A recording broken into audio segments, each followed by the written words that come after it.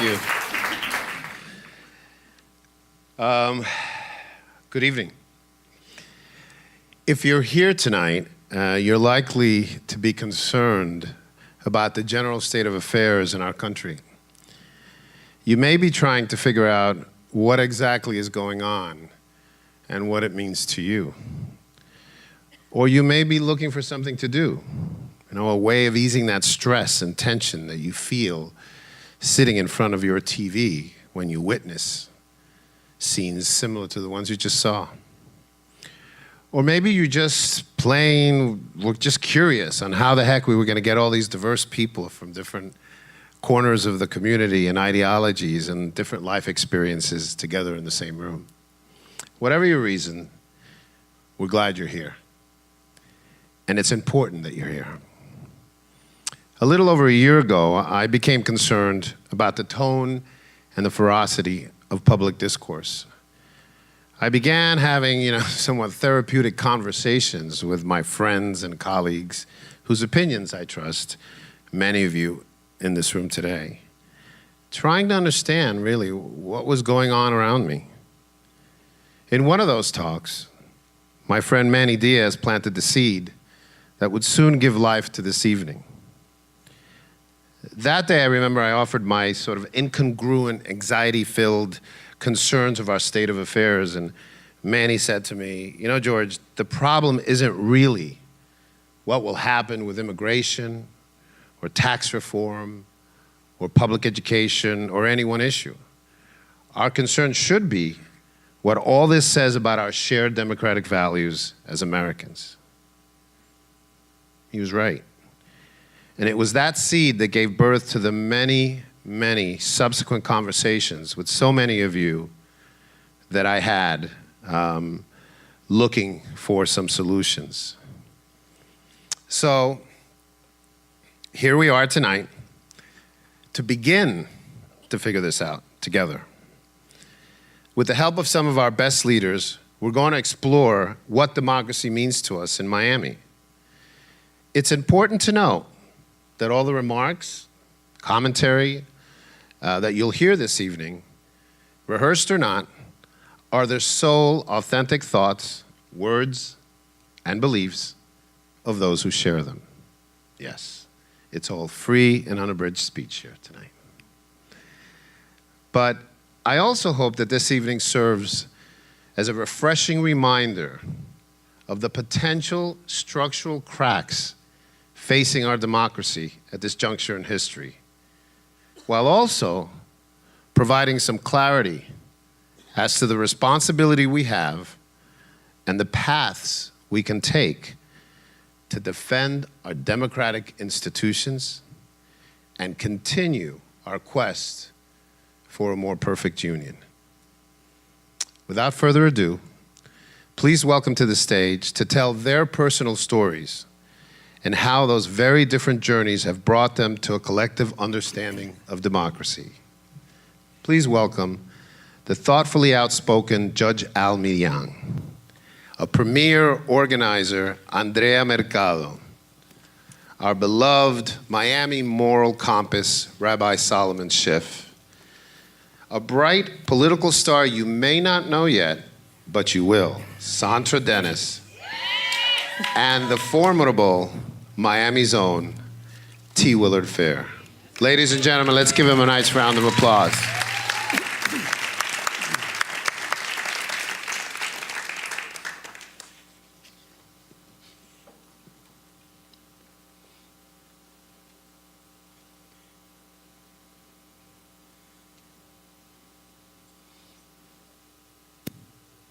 Democracy lives in me.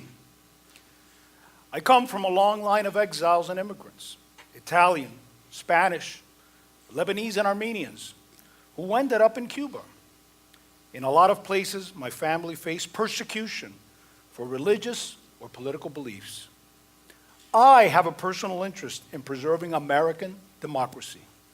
Democracy lives in me. I wish more Americans understood how much immigrants love America. I remember my mother talking about her family, begging her not to leave beautiful IET telling her how dangerous the trip would be. But she came, and I'm so grateful that she did. Democracy lives in me. My dad is from Cusco, Peru. His migration story started with an earthquake when he was 7. My mother's from Argentina. Her father was killed in a tragic accident when she was just 2. Her mother left her behind in Argentina to come to the US and work as a nanny. My parents later met when both their families were working at JFK Airport. I grew up understanding that, like butterflies and birds, people have always migrated for love, for opportunity, for shelter, for freedom. Democracy lives in me. I'm the person I am today because my parents never discussed race. They never talked about how they were treated by some white person when they left the sanctuary of our home. I'm sure that they had miserable days, but they came home undaunted. They believed the history of Black America was the history of America itself, adapting, advancing, even if it needed a strong push. Democracy lives in me. I remember the first time I saw my father cry. I was 13, it was 1942, in New York City. News was coming in about the Holocaust. The meeting was so crowded, they set up speakers outside Madison Square Garden. They were talking about how many people were being killed. My father said, "They're talking about our family. The Jewish people are being destroyed." I told him, "Papa, don't worry. When I grow up, I'll become a rabbi and take their place." I kept my promise. Democracy lives in me. My family moved from New York to South Florida right after Hurricane Andrew. It was a real shift. West Broward was mostly working-class white families with a rapidly growing Latino immigrant population. And it was racially polarized. I was 15. That's a pretty hard time to move. And it was hard to see that graffiti and those Confederate flags. You know, proximity makes a difference. My schools were mostly Black. I didn't have white friends growing up. I didn't experience racism until I went to the University of Florida in Gainesville. It was a tense place. I met people who had never known Black people. A lot of people didn't know who Haitians were. They saw me as African American. When a coworker complained about immigrants taking our jobs, I said, "My parents were immigrants. Is that how you feel about me?" My wife Shirley and I came to Miami for our honeymoon in 1955. We got on a bus to Coconut Grove. A few Black people were standing in the back. We told them, "There are some seats up front. You don't have to stand." And they laughed. The bus driver said, "You're in the South now. Blacks don't sit in the front." That was a splash of ice water. As a young rabbi just starting out, I knew I had more to do than just to take care of my congregation. I had to confront raw racism. Around 1959 or 1960, I went to New York for the first time. My fraternity brothers and I went to meet a friend who was working in an upscale white neighborhood. We decided to have a drink while we waited for them to get off work. When we were leaving the bartender threw our glasses on the floor and broke them. It doesn't matter whether you're in the North or the South. The pain is the same. What you can accept, you have to change. I helped lead a caravan from a farm worker community in Homestead to Washington, D.C. We wanted to elevate the voices of women and children, how immigration policy was affecting their lives. My daughters rode with me on the bus. One of them later told her teacher, "My mommy's trying to stop them from taking kids' mommies and daddies away." I think it's important to teach our children how to stand up for our your rights. When I was young, my father used to make me go to church. When I got a little older and I told him I didn't want to go, he said to me, "Son, we don't go to church because we're religious. We go because we have the right to go, a right that was denied to us in Cuba."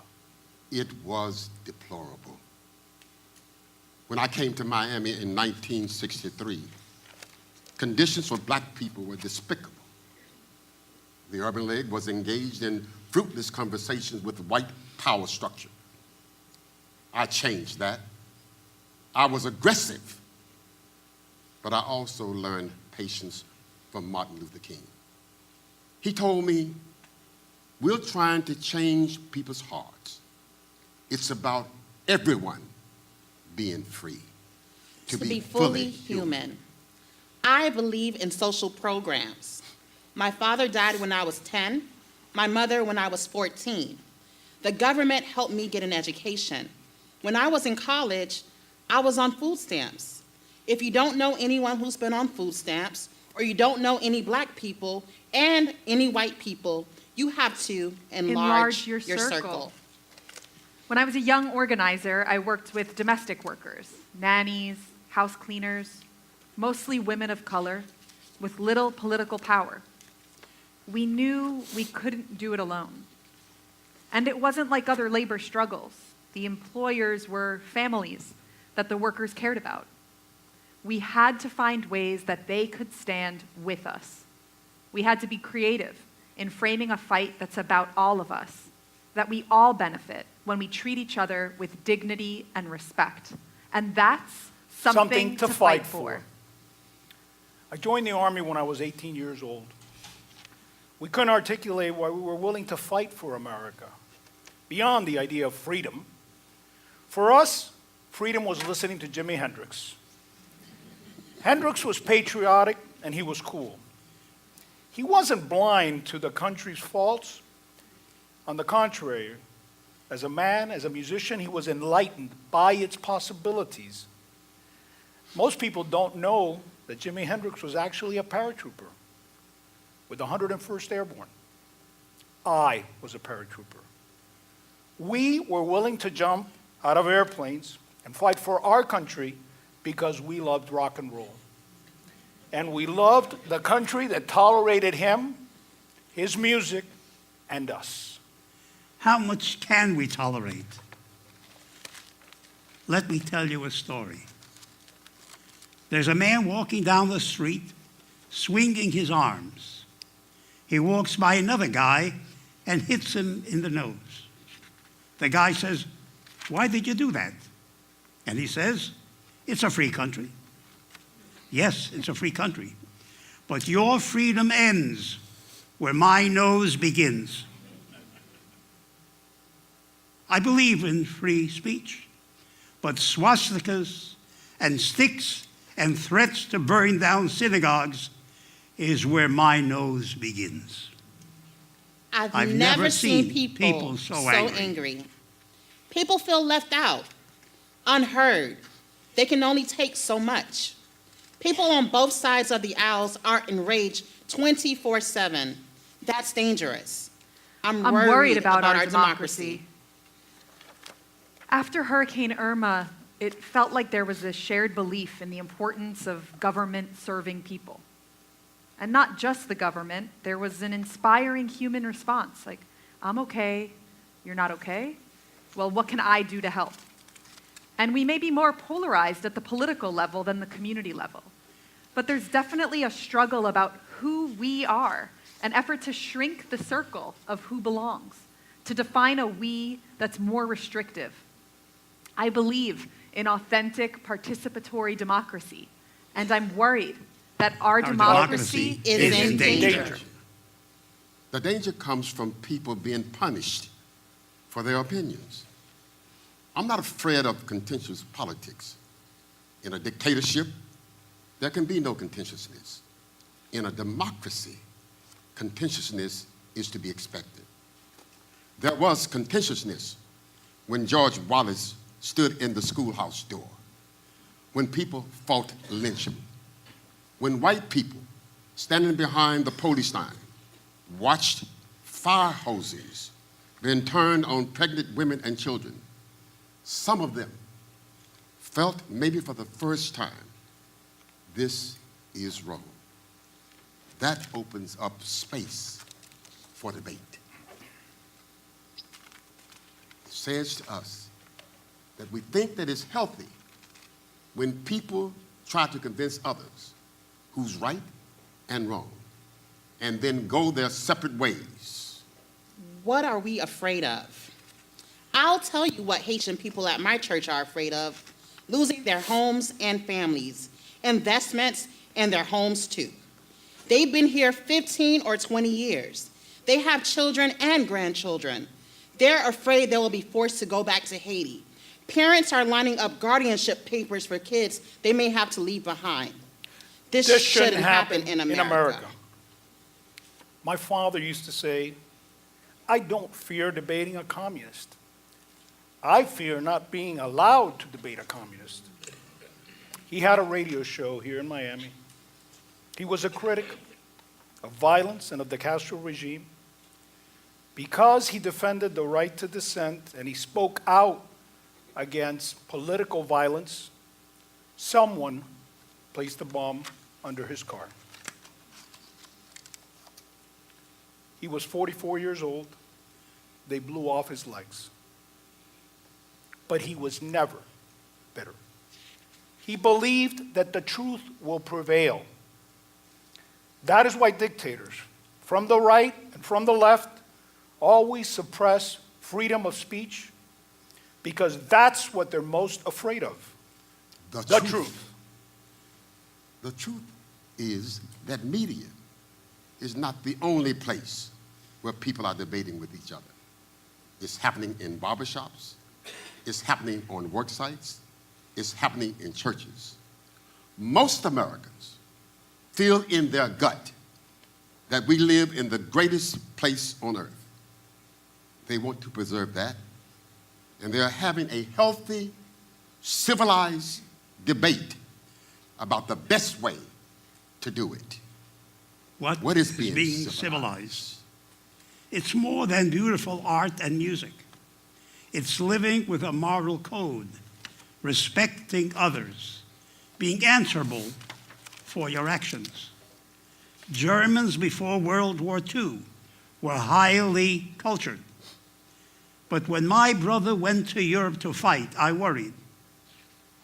If he got captured, would they treat him as a prisoner of war or as a Jew? Now I lose sleep, remembering that people initially thought Hitler was a joke. The rule of law is no joke. I became a lawyer because I cherished that we're a nation of laws. I became a judge because I wanted to protect citizens from an arbitrary government, to settle disputes peacefully and fairly.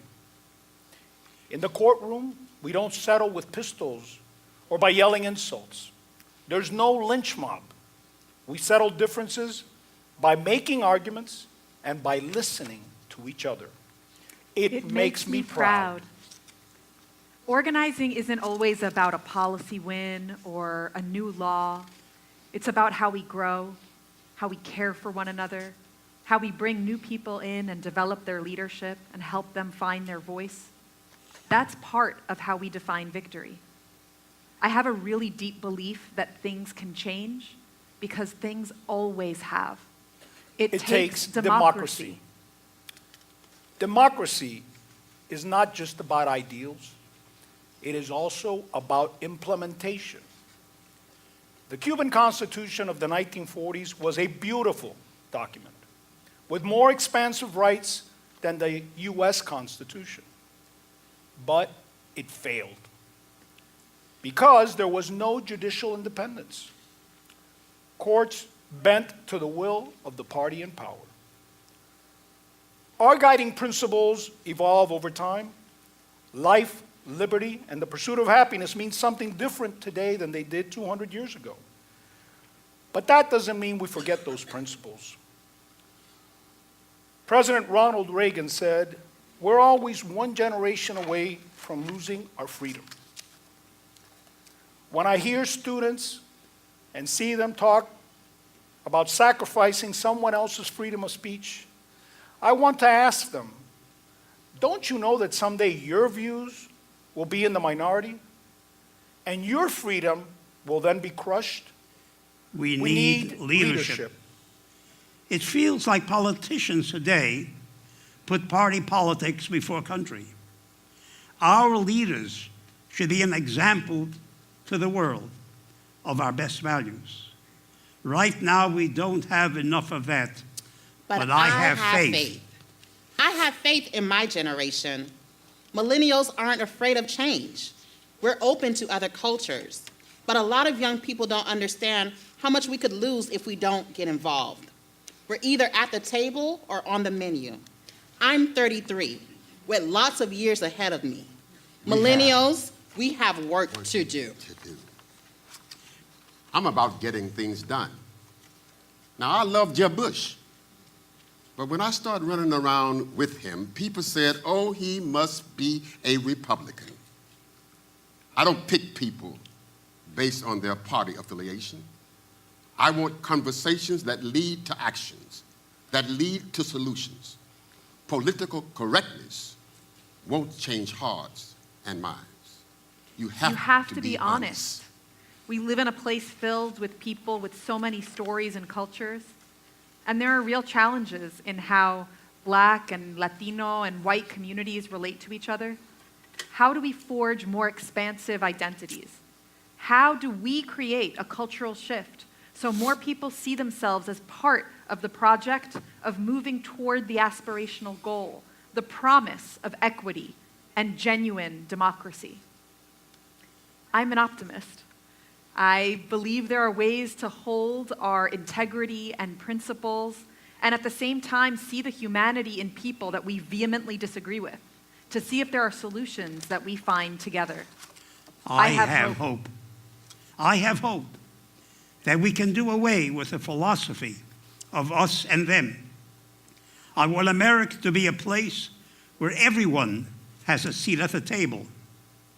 I am a me, and you are a me, and everybody else is a me. If every me believes he or she has a responsibility to keep democracy in America strong, there's no question we're going to survive. I'm skeptical of promises. I don't trust politicians or bureaucracies or unions to bring opportunity to our communities. Democracy is about using our freedom to build ourselves and our communities. We're free now. Nothing stops us but us. Miami is a lab for what America is going to look like. If Miami can come together, different people, different politics, and have fruitful conversations and accomplish something together, people in other cities could think, I could make that happen here. Because I remember my father, democracy lives in me. Because I remember my parents, democracy lives in me. Because I remember my Haitian roots, democracy lives in me. Because I remember that change happens, democracy lives in me. Because I remember the Holocaust, democracy lives in me. Because I care about opportunity, democracy lives in me. Because I care about community, democracy lives in me. Because I care about disenfranchised people, democracy lives in me. Because I care about immigrants, democracy lives in me. Because I care about the rule of law, democracy lives in me. Democracy lives in me. Democracy lives in me. Democracy lives in you.